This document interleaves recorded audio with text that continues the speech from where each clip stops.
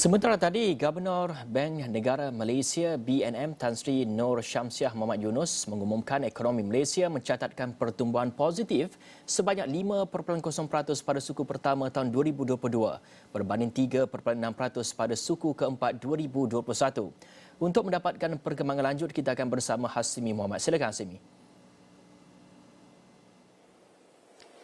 Baik, terima kasih Hafizi di studio, dan sebenarnya telah pun dimaklumkan oleh Hafizi tadi dan juga ramalan kebanyakan penganalisis politik bahawa momentum pertumbuhan ekonomi bagi suku pertama tahun 2022 akan menunjukkan perkembangan yang positif, dan ia pun telah disahkan atau diumumkan oleh Bank Negara Malaysia sebentar tadi, yang mana KDNK negara mencatatkan lebih kukuh iaitu 5.0% berbanding 3.6% pada suku keempat 2021 yang dimaklumkan oleh Gubernur Bank Negara sebentar tadi Tan Sri Nur Syamsiah Mohd Yunus. Perkara ini disokong antaranya adalah permintaan dalam negeri yang bertambah baik, selain juga melihat kepada pemulihan dalam pasaran buruh, pertumbuhan berterusan dalam permintaan luar serta sokongan dasar yang berterusan.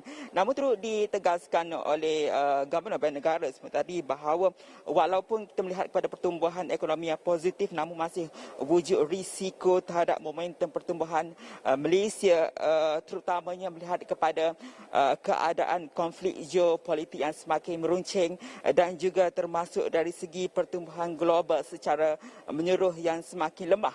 Namun juga dimaklumkan dalam sidang media sebentar tadi adalah mengenai kadar pengangguran akan terus menurun kepada 4.1% berbanding 4.3% pada suku keempat 2021. Jadi kita dengarkan apa yang dimaklumkan sedikit oleh Gubernur Bank Negara sebentar tadi, Tan Sri Nur Syamsiah Mohd Yunus dalam sidang media. We still expect the Malaysian economy this year to expand within the 5.3 to 6.3% range, driven by higher domestic demand and support from external demand. This is given the normalization in economic activity, especially with the reopening of international borders and, importantly, improving labour market conditions. There are upside potential to the growth outlook. This could come from better than expected employment and income conditions that will support household spending and stronger recovery in tourism-related sectors.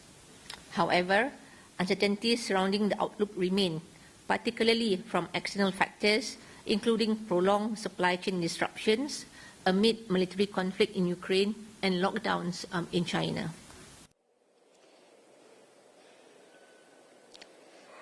Baik, turut disentuh sedikit mengenai kadar inflasi yang secara keseluruhan diunjurkan berpurata antara 2.2% hingga 3.2% dalam persekitaran kos input yang tinggi, di mana inflasi teras juga dijangka meningkat kepada purata antara 2.0% dan 3.0% pada tahun ini. Dan kita akan bawakan perkembangan ini secara langsung dan menyeluruh, terutamanya mengenai Q&A pada sidang media tersebut mengenai OPR dan sebagainya. Kita akan rangkumkan di buletin-buletin seterusnya. Untuk jam ini kita kembali kepada Hafizi di studio. Baik, terima kasih Hasimi Mohamad atas laporan itu.